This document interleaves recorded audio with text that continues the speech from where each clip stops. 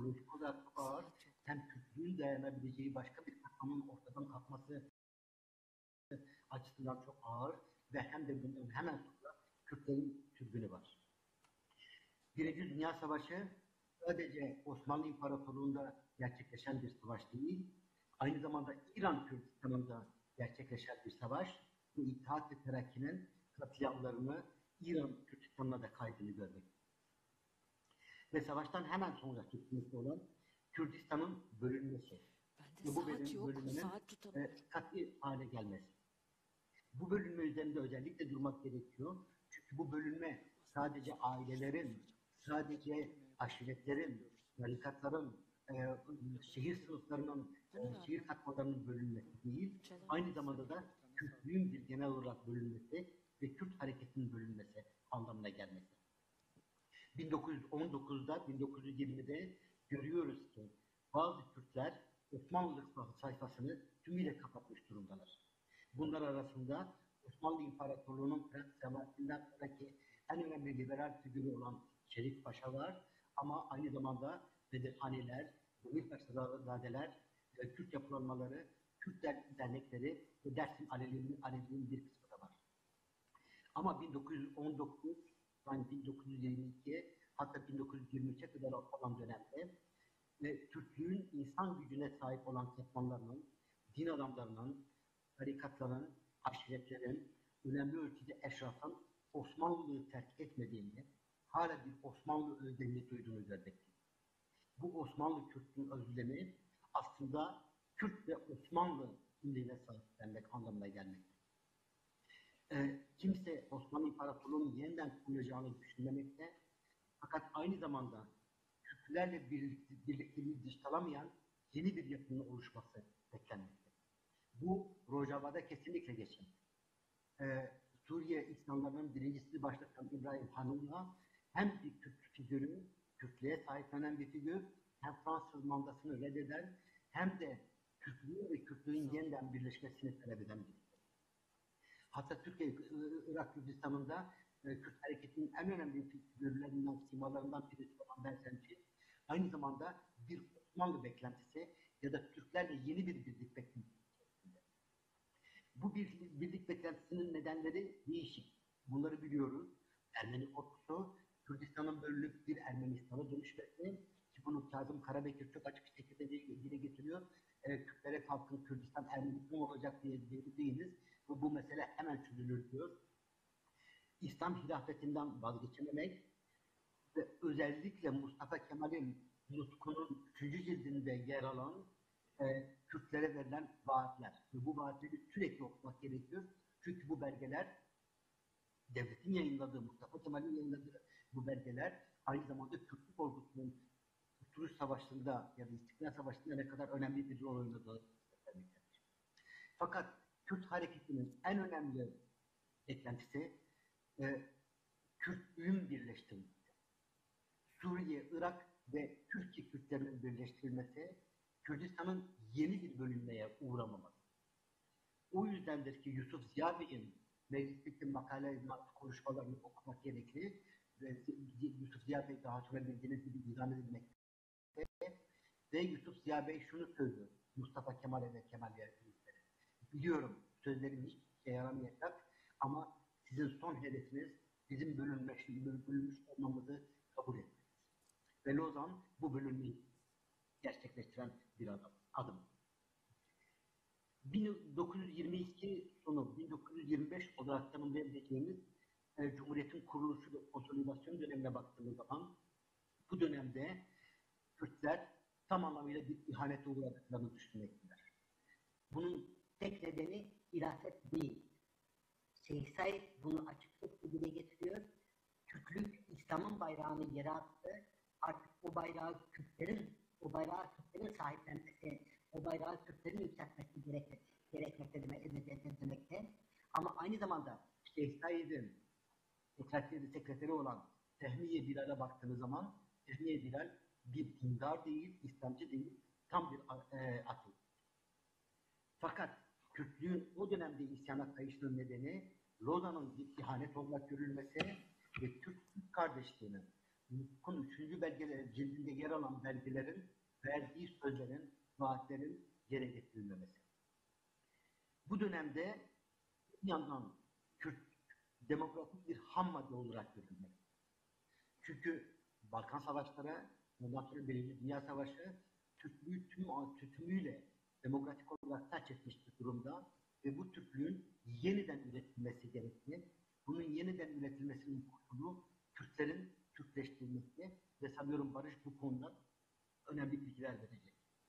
Ama diğer yandan soykırımın en önemli mimarlarından olan Abdülhalik Rıfkı'nın raporlarına baktığımız zaman 1925 raporları, bu raporlar tümüyle nasyonal sosyalist bir içeriği.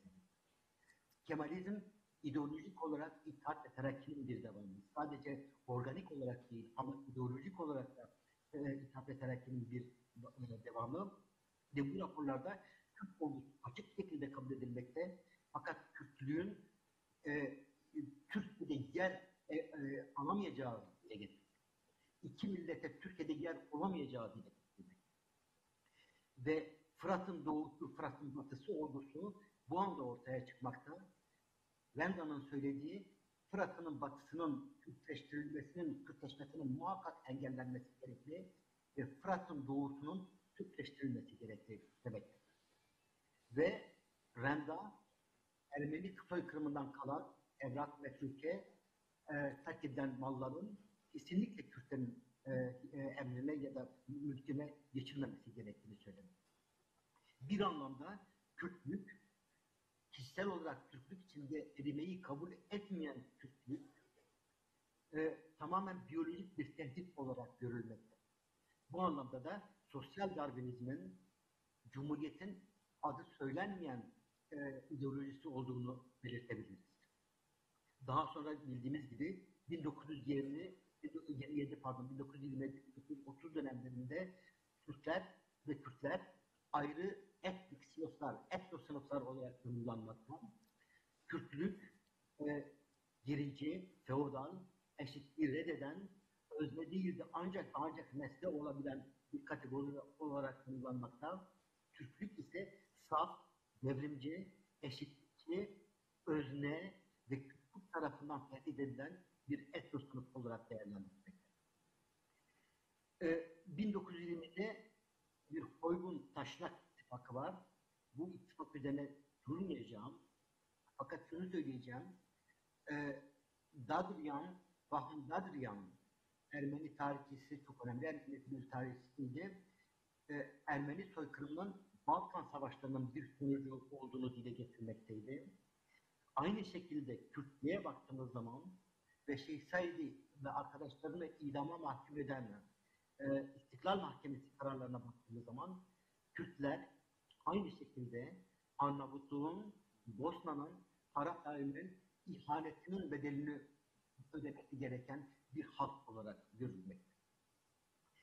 Cumhuriyetle birlikte Kürdistan umumi müfettişlik olarak bilinen bir sömürge ya da yarı sömürge durumuna geçmektedir. Mete Tuncay'ın 40 yıl önce gösterdiği gibi CHP Türkiye'deki tek parti ama Kürdistan'da CHP yok. Türk ocakları var, ondan sonra halk ocakları var. Fakat Türk sistemi, siyasi sisteminin rejime entegre edilemeyecek bir alan olarak, mekan olarak görüldüğü için CHP burada örgütlenmemektedir. Türkiye'de spor kanunu zorunlu bir şekilde uygulamaya konulmakta.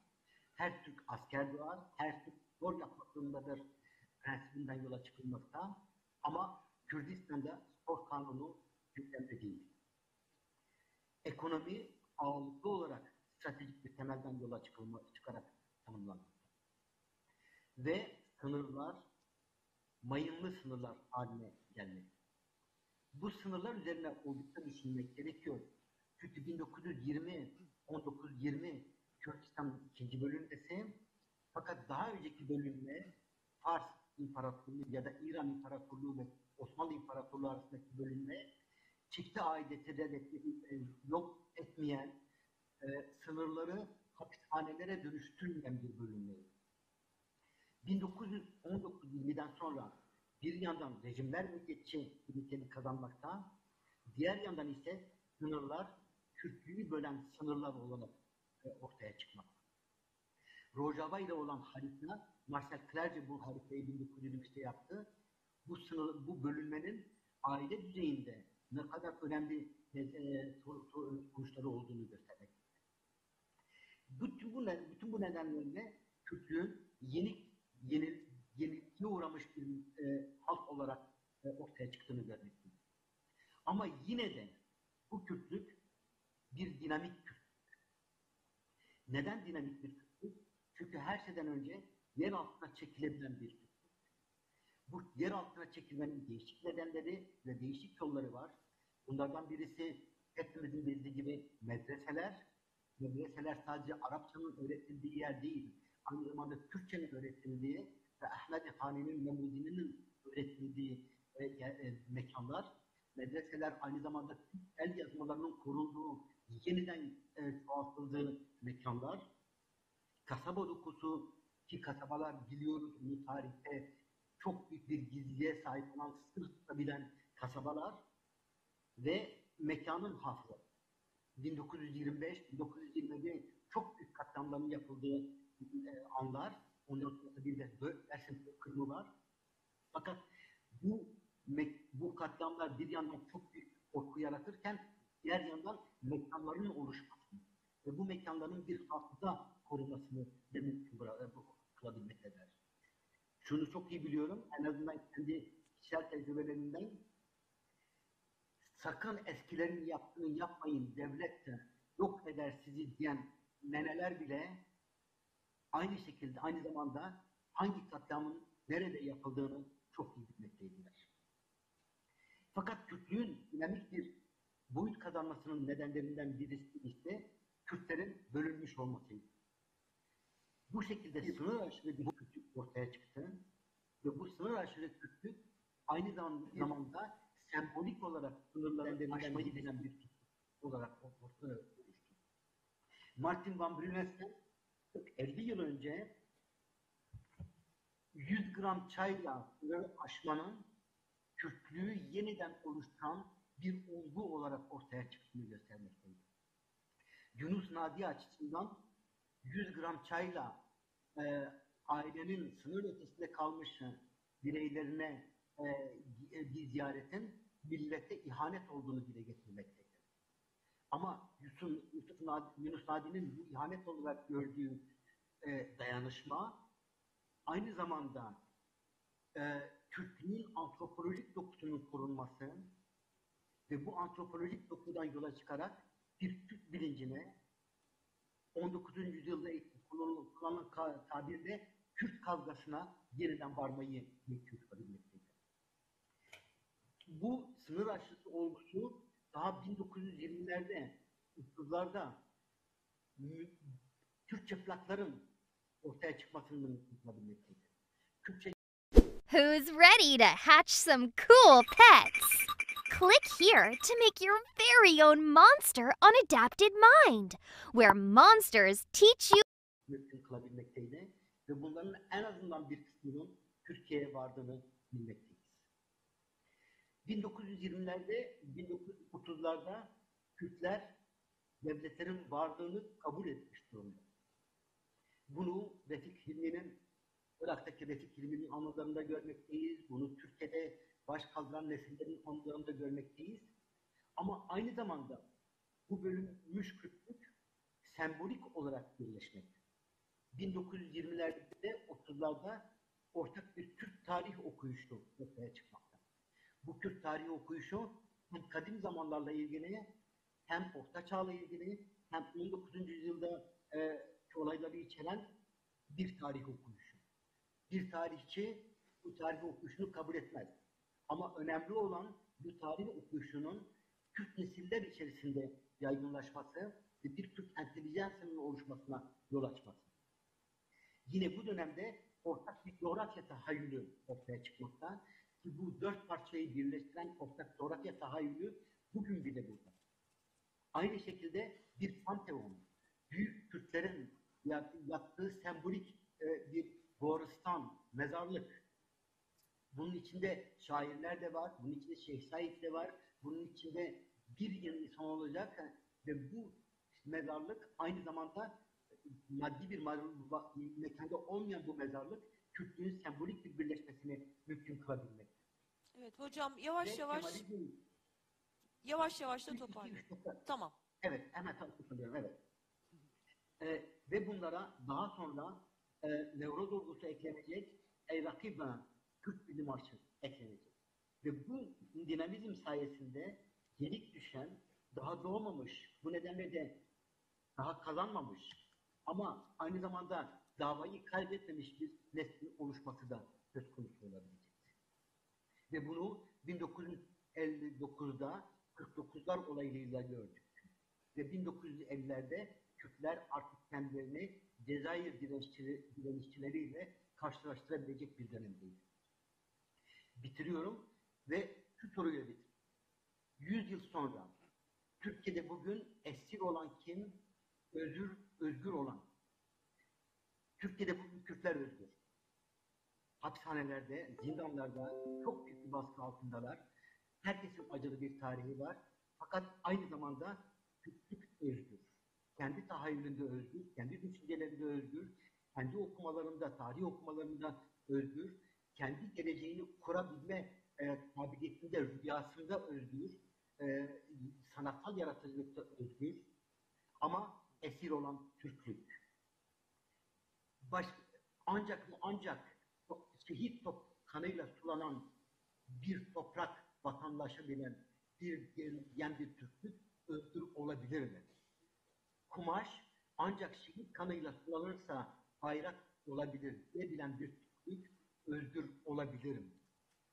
Sedat Peker'in videolarında kullanan bir Türkiye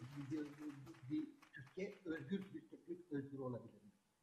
Marx başka bir eden bir halkın özgür olamayacağını söylüyordu ve şu anda Türkiye'de Türklüğün özgür olmadığını görmekte. Ziya Gökalp 1917-18'de düşmanın ülkesi viran olacak, Türkiye büyüyüp Turan olacak demekteydi. Düşmanın ülkesi viran olabiliyor. Fakat bu büyümenin, bu yücelmenin bir yücelmeyi de beraberinde çok teşekkür ediyorum. Hepinize saygılar sunuyorum. Biz teşekkür ediyoruz. Evet.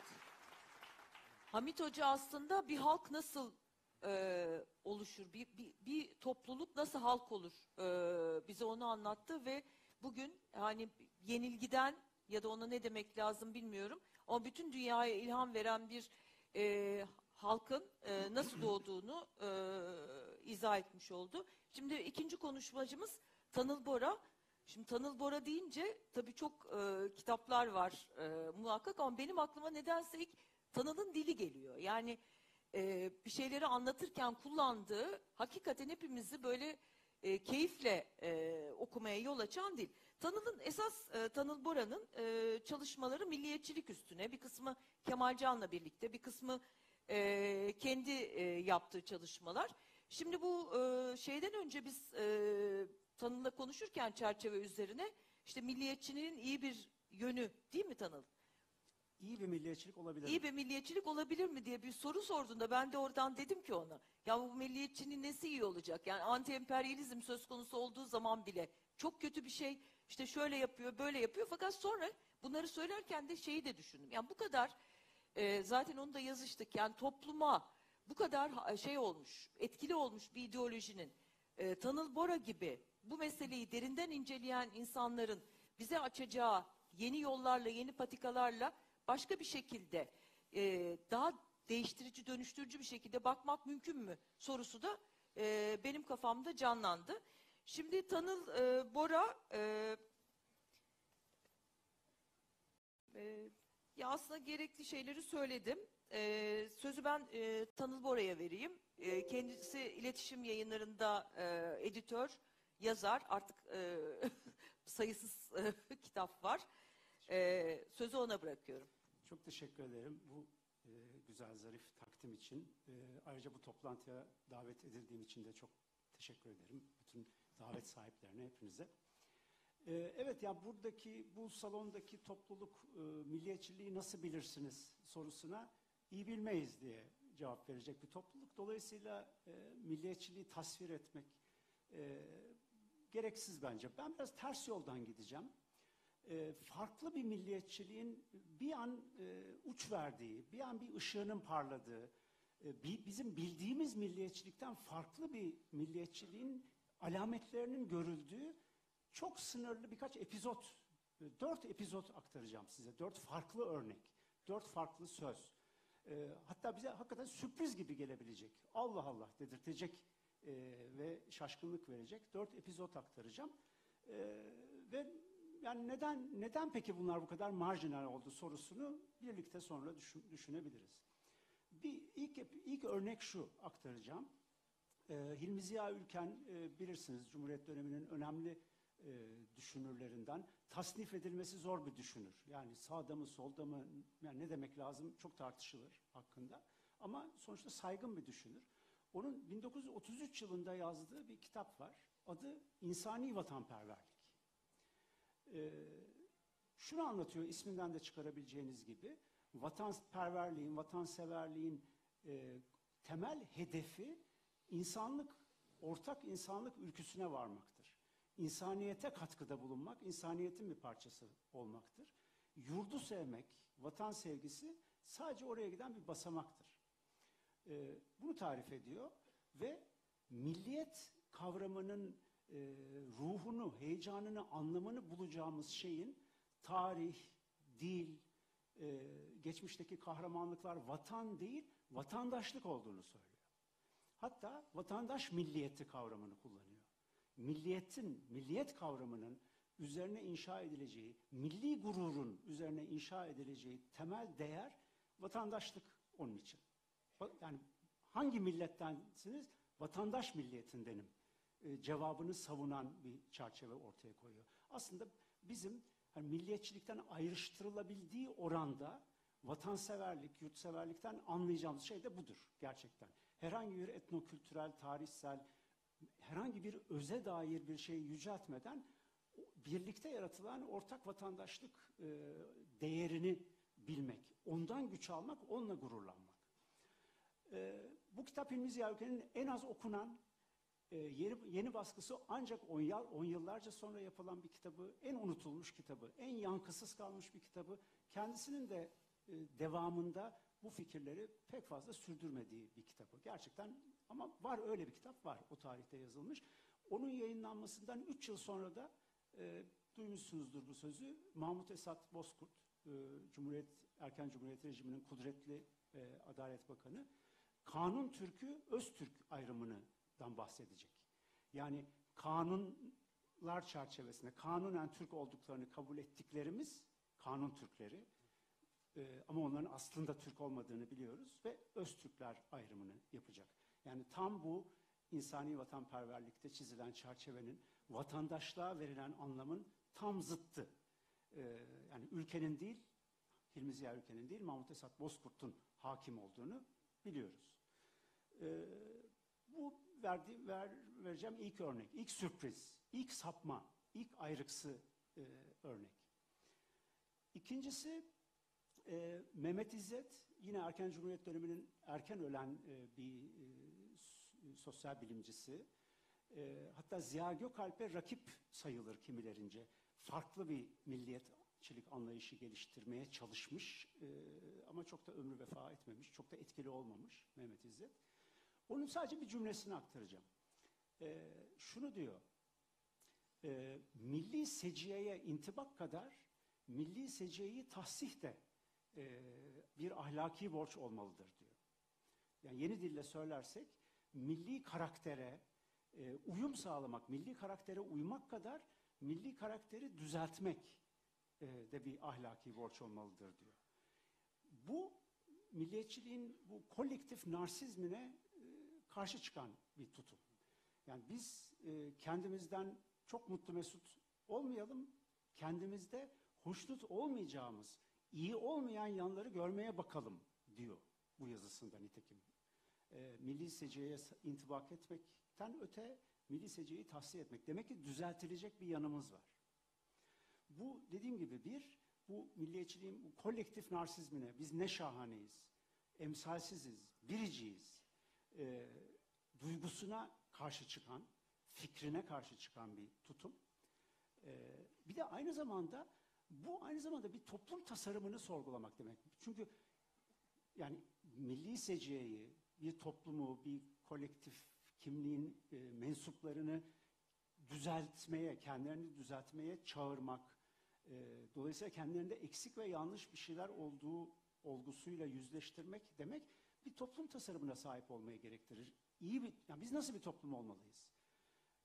Sorusunu sormayı gerektirir ki ona göre bir düzeltme isteyeceksiniz. Bu milliyetçiliğin nasıl bir toplum olmalıyız? Bu soru milliyetçiliğin bırakın cevabını vermek sormadığı sorudur. Hatta men ettiği sorudur. Yani milliyetçilik yani milli varlığıyla var olmak, kendi gibi olmak ve kendi kalmak. Tan öte bir tasarım koymaz. Bu soruda, yani Mehmet İzzet'in daha doğrusu bu cümlesinde başka bir pencere var. Bir toplum tasarımı, kendinden memnun olmaya sığmayan bir toplum tasarımı iddiası var. Bu da cılız kimsenin bilmediği bir söz. Mehmet İzzet unutulmuş bir düşünür. Rakip bir milliyetçilik anlayışı geliştirmeye çalıştığı Ziya Gökalp'i bugün herkes anıyor ve biliyor. Mehmet İzzet'i kimse bilmiyor. İlk iki örneği düşünürlerden verdim. Daha hani metinleri zaten sınırlı sayıda okunan kişilerden verdim. Şimdi siyasetin göbeğinden iki örnek vereceğim. Eski merkez sağ siyasetten iki örnek vereceğim. Demirel ve Özal. Demirel ve Özal'ın güçlü zamanlarında söyledikleri yine milliyetçilikle ilgili bir takım sözler. İlki Demirel'in 1960'ların ortasında 65-66'da söylediği sözler var. Diyor ki milliyetçilik Urfa'nın susuz köyüne su götürmektir. İşte Mardin'deki yoksul vatandaşı işte okula gidip hani ilerlemesini sağlamak, önünü açabilmektir diyor. Bir vatan yapmaktan söz ediyor ve bunun işte hamasetle, büyük sözlerle değil, kalkınmayla, kalkındırarak, insanları abad ederek, suya, mektebe kavuşturarak olabileceğini söylüyor ve gerçek milliyetçiliğin bu olduğunu söylüyor. Özal yine kendi güçlü zamanında, üstelik de unutmayın, özellikle Özal, milliyetçi muhafazakar camiadan gelen, Aydınlar Ocağı'nın üyesi olan ve kendisi de bol bol Yavuz Selim, Fatih Sultan hamaseti yapa gelmiş bir siyasetçi olarak, Fatih Sultan Mehmet şunu yapmıştı, Kanuni şunu yapmıştı, Yavuz Selim bunu yapmıştı diyerek övünmek milliyetçilik değildir. Bugünkü dünyada insanlığa, dünyaya göstereceğiniz bir başarı var mı? Bir iktisadi kalkınma bakımından göstereceğiniz bir örnek var mı? Yetiştirdiğiniz bir üst düzey sanatçı, mühendis var mı? Bir icat var mı? Budur önemli olan diyor. Yani Yavuz Selim'in hatırasıyla övünmeyelim. Ve dediğim gibi bu iki siyasetçi de, Demirel'de, Özal'da sağcı siyasetçiler, çok koyu milliyetçi muhafazakar sloganları ve hamaseti tepe tepe kullanmış siyasetçiler. Ama bir noktada bunu diyorlar. Ne zaman diyorlar? Konjonktür himmetiyle diyorlar. Yani konjonktür çok lehlerine olduğu, kalkınma rakamları, göreli refah artışı çok parlak durumda olduğu, yani o kalkınma ve kalkındırma iddiasıyla şişebildikleri zaman, o güveni duydukları zaman diyorlar. Sadece o zaman diyorlar. Buna benzer sözleri başka hiçbir konjonktürde işitilmedi. Her ikisinin de. Ve tabii kendi sahalarında daha radikal ve kendileri için çok da artık tehdit teşkil etmeyen, önemsemedikleri milliyetçi bir grup, bir parti, bir şeye karşı söylüyorlar. Biraz onu küçümsemek ve hani biraz kendi hegemonik konumlarının tadını çıkarmak için. Geçici iki an her iki siyasetçinin de milliyetçi söyleminde. Dördüncü ve son örneğim Tevfik İleri'den. Tevfik İleri Demokrat Parti'nin önde gelenlerinden. 1950'lerin başında uzun süre Milli Eğitim Bakanlığı yapmış birisi. O da Demokrat Parti'nin sağ kanadından, milliyetçi muhafazakar kanadından. en övündüğü ve en saygı, yani milliyetçi camiada en saygıyla anılmasına yol açan işlerinden biri de Çanakkale zaferiyle ilgili düzenli kutlamaların başlamasını ve öğrenci kafilelerinin Çanakkale'ye ziyarete gitmesini ilk örgütleyen öğrenci lideri olması gençliğinde. Böyle bir yerden geliyor. 1950'lerin başlarında Milli Eğitim Bakanı iken bir grup öğrenci Tevfik İleri'yi ziyarete geliyorlar. Bu öğrenciler vatanperverliklerini kanıtlamak üzere kanlarını bir kavanoza akıtmışlar ve Çanakkale'ye gidip şehitlikleri kanlarıyla sulamışlar. O kavanozu getiriyorlar. Bu yaptıkları vatanperverane eylemle ilgili takdir bekleyerek. Tevfik İleri onları hafif tertip azarlıyor. Diyor ki yani milliyetçilik, yani vatanperversiniz anlıyorum diyor. Fakat vatanperverlik ölmek değil de yaşamayı gerektiriyor. Hani ölmeyi, yani mealen diyor ki ölmeyi yüceltmek yerine yaşamayla ilgili, yani yaşamaya dair bir şeyler yapmanızı isterdim. Mesela diyor Çanakkale'de vatan toprağı erozyona uğruyor. Oraya bir şeyler dikseydiniz. Daha vatanperverce bir şey yapmış olurdunuz. Bu da bir sürpriz. Çünkü dediğim gibi bizzat Tevfik İleri o hamaseti, Çanakkale hamasetini yıllarca okşamış, büyütmüş öncülerden biri. Ve karşısına dikildiği gelenek, örf, bitmez, kapanmaz bir kan borcuna toplumun, milleti rehin kılan bir dille karşı konuşuyor. Bitmez bir kan borcuna karşı toplumu rehin tutan bir dile karşı konuşuyor. Can değerini önemsiyor. Yani Hamit Hoca'nın da bahsettiği hani kanla sulama retoriğinden ziyade yaşatmaya doğru çekmeye çalışıyor. Ayrıca pekala ekolojist diyebileceğimiz bir şey de var işin içerisine. Vatana milliyetçiliğin genel tutumunun, yani ana akımının, hakim milliyetçiliğin baktığı gibi bir arsa olarak, bir mülk olarak değil, bir coğrafya olarak bakıyor. Yani nehirleri, dağları, su kaynaklarıyla onları dert ederek bakan bir bakışı haber veriyor. Bu da bir istisna. Bizzat Tevfik İleri'nin kendi siyasal kariyeri içinde de bir istisna. Buna benzer onun başka bir demecini de göremezsiniz. Ama bir defa böyle bir şey demiş. Yani yine belki konjonktür himmeti, belki o çocukların gerçekten yani insanı ürperten tavrı ona bile fazla geldi. Bilmiyoruz. Ama bir kere böyle bir şey olmuş. Sonuca geleceğim. Yani sonuç değil de buradan ne çıkarabiliriz? Bunun üzerine ne söyleyebiliriz? Şunu açıkça söyleyebiliriz. Ona hiç tereddüt yok. Bu epizotların, bu ayrıksı örneklerin zaten işte bu kadar ayrıksı olması, bu kadar az olması, bu kadar aykırı ve sapkın olması bize Türk milliyetçiliğinin karakteri hakkında, seciyesi hakkında, niteliği hakkında zaten çok şey söylüyor. Bunların bu kadar marjinal olması. Ama bunu söyleyip defteri kapatmalı mı? Bu biraz sinik bir tavır olabilir. Ya da belki bu örneklerin çoğalmasını mı ummalı? Tabii buna eklenecek soru, umabilir miyiz? Ne kadar umabiliriz? Bununla ilgili beni en karamsar kılan şey, belki bunu söyleyerek bitirebilirim.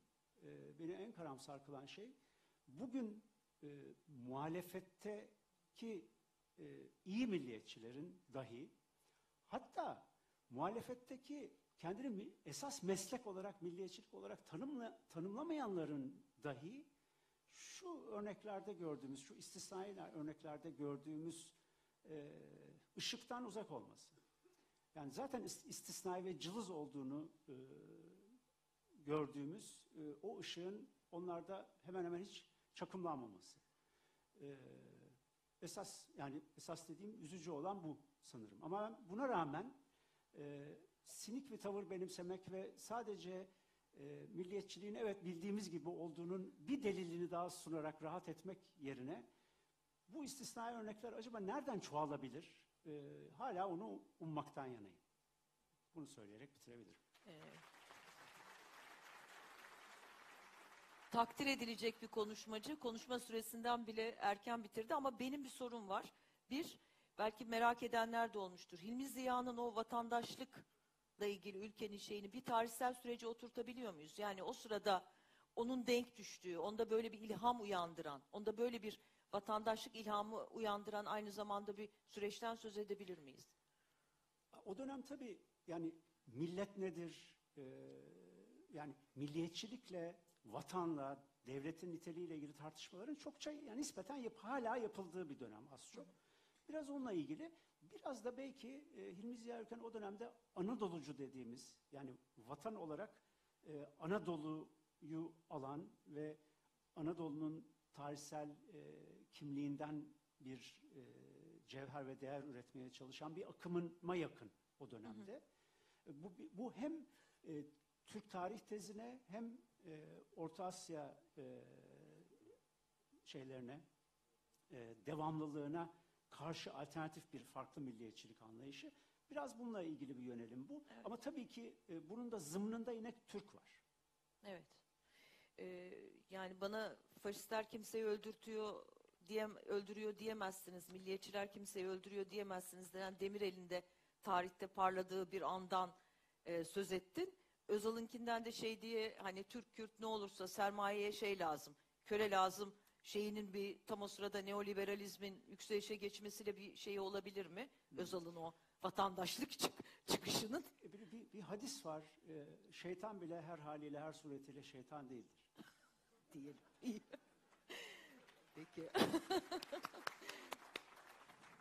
Şimdi üçüncü konuşmacımıza geçiyoruz. Barış Ünlü, Türklük Sözleşmesi diye çok tartışılan bir kitabı var Barış Ünlü'nün. Kendisi lisansını yüksek lisansını siyaset bilimi dalında Ankara Üniversitesi Siyasal Bilgiler Fakültesi'nde yani SBF, doktorasını sosyoloji alanında Birmingham Üniversitesi'nde tamamladı. 1999-2017 yılları arasında SBF'de çalıştı. Sonra KYK'lı arkadaşımız KYK'la mesleğinden ihraç edildi. Duisburg'da misafir öğretim üyesi olarak bulundu.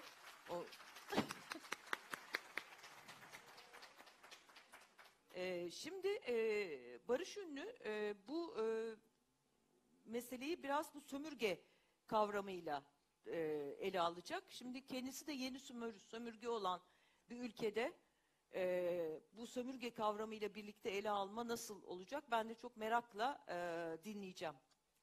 Sözü şeye veriyorum, Barış Ünlü'ye veriyorum. Teşekkür ederim. Ben okuyarak konuşabiliyorum. Eğer takipte zorlanırsa lütfen Tamam. beni. Şimdi bugün benden evet konferansımızın temel konusu olan bu demokrasi ve cumhuriyet ilişkisi üzerine açılış konuşmasında Pervin Hanım ve Mithat Hoca'nın da değindiği toplumsal sözleşme kavramı etrafında bu meseleyi değerlendirmem istendi. Bunu yapmaya çalışacağım ama sizin de söylediğiniz gibi bu ilişki üzerine düşünürken sözleşme kavramıyla sınırlı kalmamak, sömürge kavramı ve olgusuna da bakmak gerektiğini düşünüyorum. Konuşmam boyunca anlatmaya çalışacağım temel düşünceyi hemen başta özetlemem gerekirse, modern dünyanın birbirine paralel ve birbirini tamamlayan iki iktidar ve egemenlik mantığıyla şekillendiğini düşünüyorum. Bu aralar böyle düşünüyorum. Bunlar sözleşme ve sömürge. Bu ayrıma göre sözleşme meşru, yüce, biricik bir milletin, ben böyle olduğu düşünülen, söylenen bir milletin çıkarına belli bir demokratiklik, belli bir hukukilik, olağanlık, öngörülebilirlik içinde çalışıyor ve bu nedenle de bu milletin rızasına sahip oluyor. Sömürge mantığı ise o milletin bir şekilde dışında bırakılmış veya dışında kalmış, halkları fiziksel ve kültürel şiddetle, tehditle, baskıyla, olağanüstü hallerle yönetiyor ve bu halkların dolayısıyla rızasına sahip olmuyor. Başka biçimde söylemek gerekirse, iktidarın sözleşme mantığı milletin üzerinde neredeyse görünmez bir biçimde egemenlik kurarken, sömürge mantığı bu milletin dışındakiler üzerinde açık ve çıplak bir biçimde egemenlik kuruyor. Burada karınca önemli bir nokta, bu iki farklı egemenlik mantığının tek bir devletin içinde ikili bir yapı olarak var olmasıdır. Tek bir devletin içinde ikili bir yapı, ikili bir mantık olarak çalışıyor. Sözleşme ve sömürge arasındaki bu gerilimli ilişkiselliğin modern dünyayı inşa eden, örneğin cumhuriyet ve demokrasi arasındaki karmaşık ve gerilimli ilişkiyle şekillendiren küresel bir fenomen olduğunu düşündüğüm için Konuşmamı biraz Türkiye'de sınırlandırmayacağım, biraz daha genel bir çerçeve çizmeye çalışacağım. Şimdi modern ulusuz devletlerin oluşumu ile bildiğimiz gibi halk egemenliği fikri arasında doğrudan bir ilişki var. Halk egemenliği bir yandan, Mithat Hoca'nın da bahsettiği gibi sabah, devletin tanrısal hak, soyluluk, karizma, şiddet gibi meşruiyet kaynaklarını ve temellerini değiştiriyor. Diğer taraftan da özgürlük, eşitlik, laiklik gibi kontrol etmesi güç olan fikirleri içinde taşıyor bu. Bu yavaş yavaş gelişen halk egemenliği fikri aslında toplumsal sözleşme teorisyenlerinin de hepsini meşgul eden ortak soruların da kaynağını oluşturdu. Yani sözleşme teorisyenleri bütün meşru yönetimlerin yönetilenler tarafından oluşturulduğu ilkesinden yola çıkarak şu türden sorulara cevap aradılar. Tabii bunlar çoğaltılabilir. Halk egemenliği ne demektir? Halk kimdir? Nedir? Nasıl somutlaşabilir? Eşit bireyler arasında ve toplum, halk ile devlet arasında ne türden karşılıklı haklar, ödevler, mutabakatlar ve verilen sözler etrafında bir birliktelik sağlanmalıdır. Bu birlikteliğin ilkeleri nelerdir? Neler olmalıdır? Fakat halk ve toplum fazlasıyla muğlak ve duygusuz. Böyle olduğu ölçüde de aslında radikal ve tehlikeli kategorilerde. Gerçekten de toplum lafını duyduğumuzda hiçbir şekilde duygulanmayız, hiçbir şey hissetmeyiz değil mi? Halkta biraz solcular bir duygu katmaya çalışıyor ama o ne kadar becerilebiliyor o da bir soru işareti. Ama bununla kıyaslandığında millet nosyonu bu halk toplum nosyonlarının yerini almaya başlamasıyla birlikte bu radikal potansiyel, yani halk ve toplumun radikal potansiyeli ve bunların muğlaklığı da ortadan kalkmaya başladı. Millet işte bu nosyonların tersine duygu dolu, duygulandıran, duyulduğu anda sadakat çağrıştıran bir kavram. Sözleşme açısından bir diğer avantajı ve işlevi ise halka, topluma kimlerin dahil olduğunu, kimlerin zaman içinde dahil olabilip kimlerin hiçbir şekilde dahil olamayacağını belirleyebilmesi. Yani halkın toplumun sınırlarını çizebilmesiydi. Millet işte belli bir ırkın veya etnisitenin ıstıraplarla ve zaferlerle dolu ortak tarihini, üstün ve biricik olduğuna inanılan ortak bir dili, dini ve kültürü, farklı sınıfları ve statü gruplarını birleştiren ortak bir duygu, düşünce ve dayanışma dünyasını ve bütün bu ortaklıkların belli bir toprak parçasıyla örtüşmesini anlatıyor. Teoride içine herkesi alan, halkın, toplumun yerini pratikte içine sadece belli özelliklere sahip insanları alan milletin almasıyla birlikte teorik toplum sözleşmeleri de pratikte milli sözleşmeler haline aldılar. Sonuç itibariyle toplumsal sözleşme teorisyenlerinin geleceğin toplumu ve devleti için tahayyül ettikleri demokrasi, cumhuriyet, anayasa, ahlak ve adalet milli sözleşmelerin tarihselliği içinde sadece belli bir millet için işleyen demokrasiler, cumhuriyetler, anayasalar, ahlaklar ve adaletler biçimini aldı. Millet ve devlet arasında tabii yüzyıllar içinde tedrici olarak gelişen ve belki de en gelişmiş hallerine İkinci Dünya Savaşı sonrasında ulaşan milli sözleşmelerin temel mantığı şöyle özetlenebilir sanıyorum. Devlet belli ırksal, etnik ve dini özellikleri olan bir millete ait olacak. Sadece ve sadece sınırları belirlenmiş o milletin çıkarına çalışacak.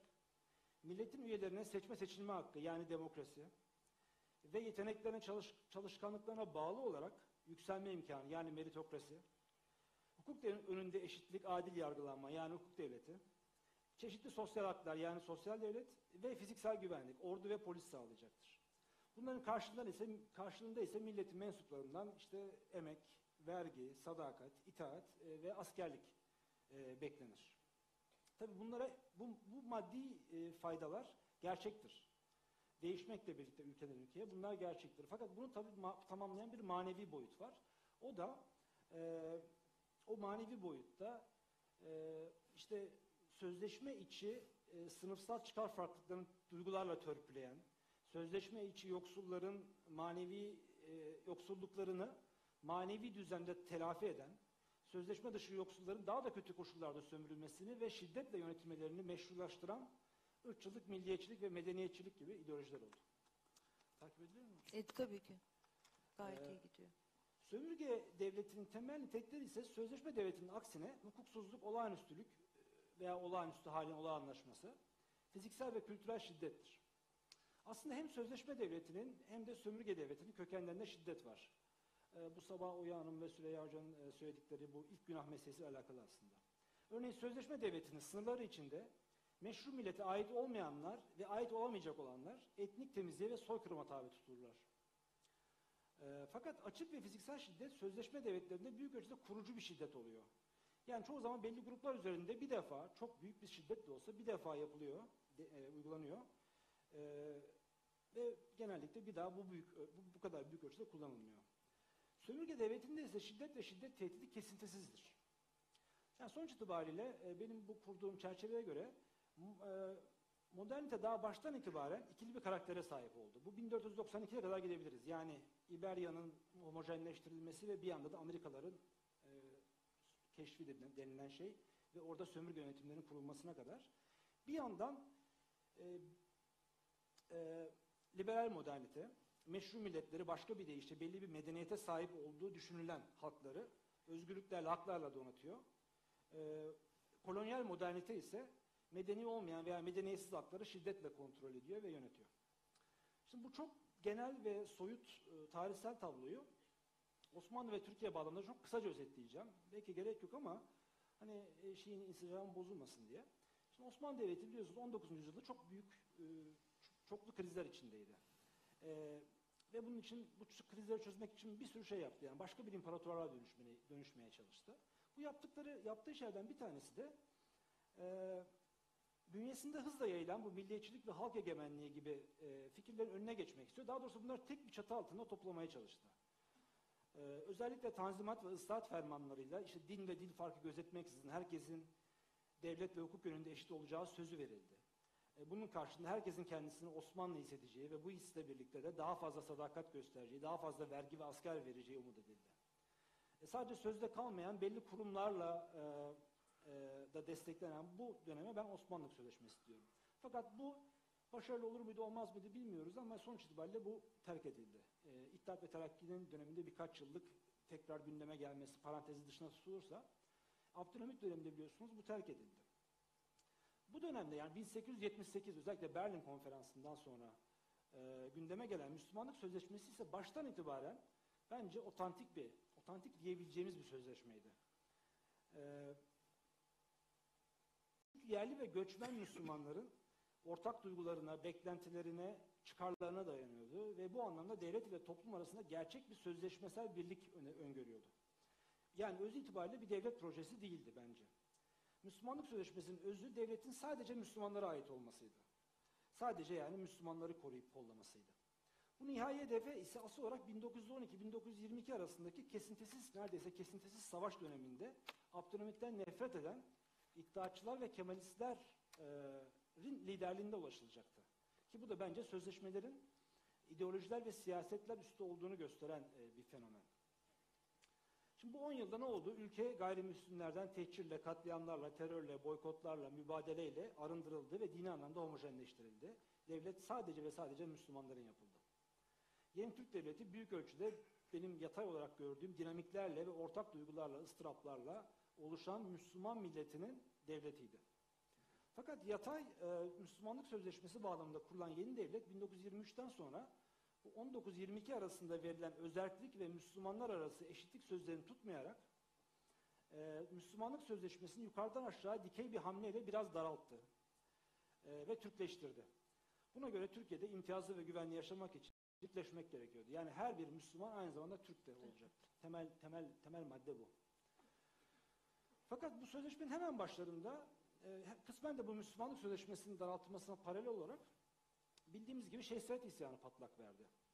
Ve bundan sonra Kürdistan, yani Türklük Sözleşmesi kurulurken Kürdistan'da bir sömürge olarak görülmeye başlandı ve öyle yönetilmeye başlandı. Bunu o dönemin gizli raporlarında da biliyoruz. Yani aslında bunları tekrar etmeme belki gerek yok ama sonuçun gene bütünlüğü açısından söyleyeyim. Biliyorsunuz 1925'te devlet adamları gizli raporlar yazdılar. Bu Kürdistan meselesi nasıl çözülür diye. O dönemin İçişleri Bakanı Cemil Uybadin, Kürdistan'da müstemleke tarzı idaresi kurulması gerektiğini söyledi. Yazdı gizli raporunda. Yine 1930'da Aleviliği nedeniyle Müslümanlık Sözleşmesi'nin de parçası olamamış, Dersim'in nasıl fethedileceğine, yönetileceğine dair bir Genelkurmay Başkanlığı raporu var biliyorsunuz. O da diyor ki, Dersim evvela koloni gibi nazara alınmalı, Türklük camiası içinde Kürtlük eritilmeli, sonra ve tedricen Öztürk hukukuna mazhar kılınmalıdır.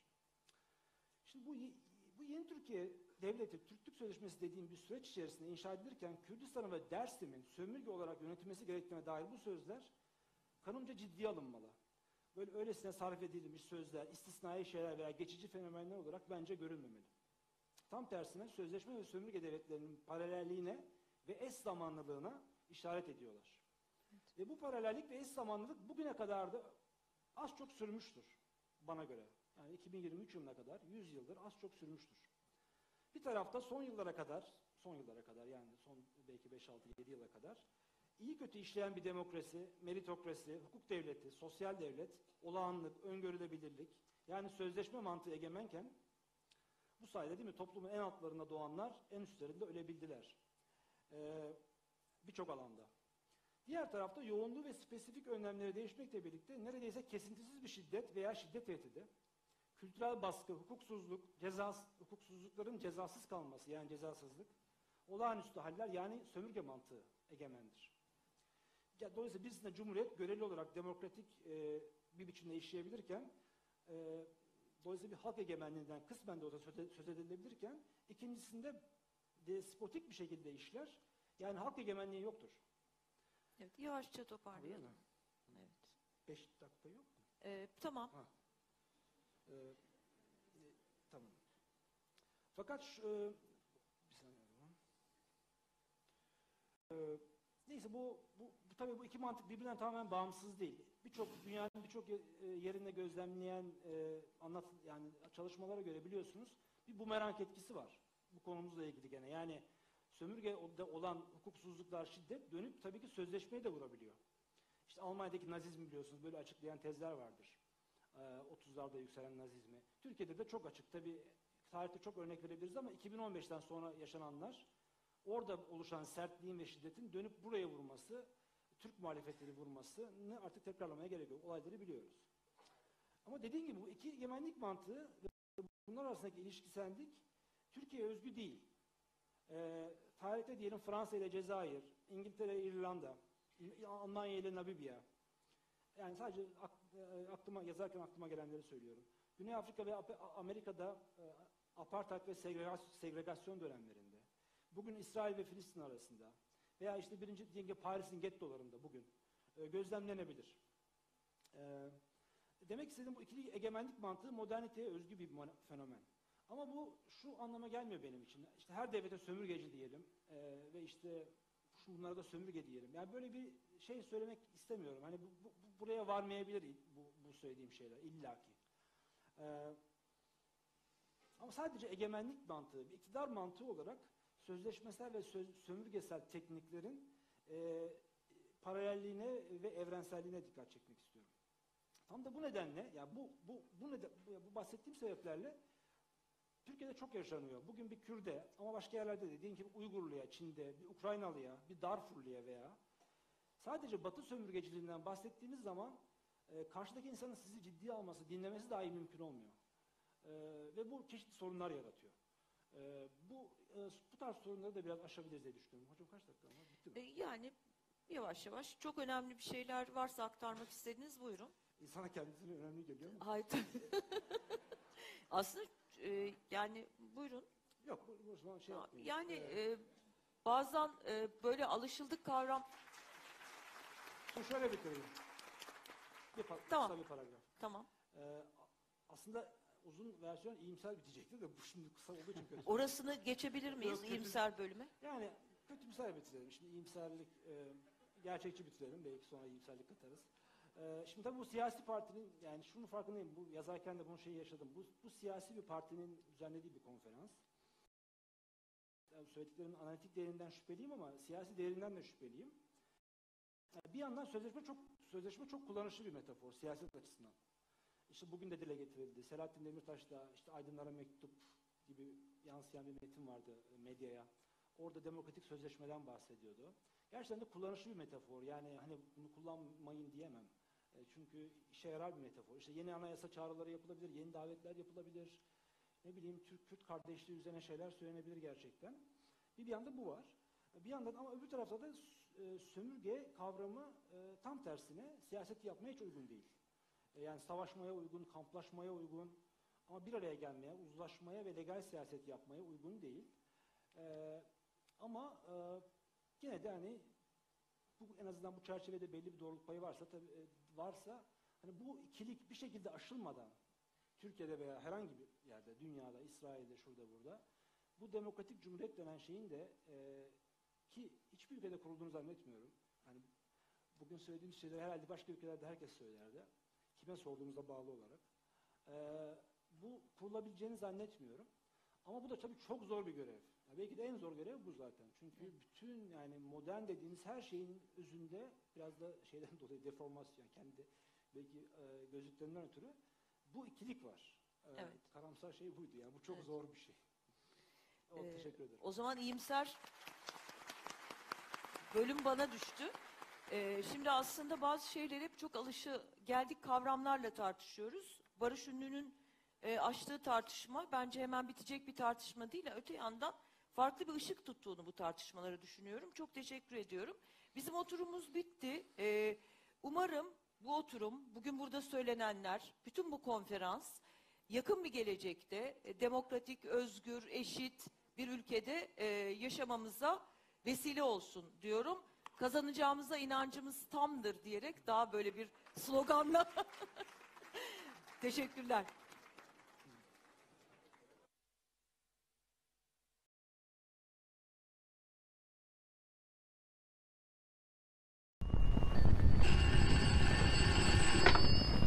Alo, ben Abbas. Ben Kemal. Geliyorum.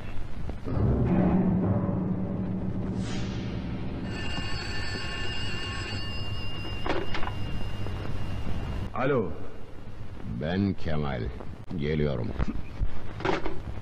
Telefon eden Kemal'di. Buraya geliyor.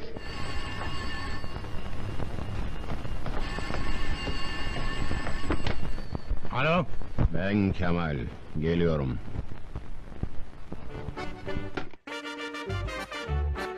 Efendim bir kez daha günaydın. CHP lideri Kemal Kılıçdaroğlu şu anda Çalar Saat'te konuğumuz.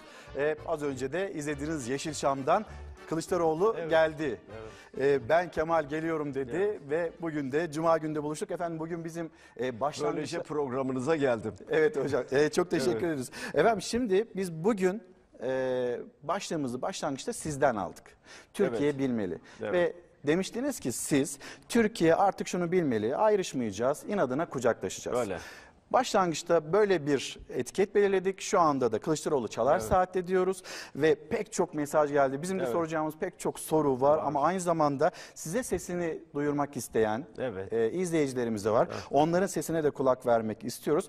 Ortak mutabakat metniyle başlayalım mı? Başlayalım. Ortak mutabakat Siz metni. nereden istiyorsanız oradan başlayacağız. Biz de tabii dersimizde çalıştık. Evet. Yani 2300 vaat, 9 ana başlık, 75 alt başlık. Evet. 2300'den fazla aslında buradaki fazla, vaatler. Evet. Ve bu mutabakat metnini bir kez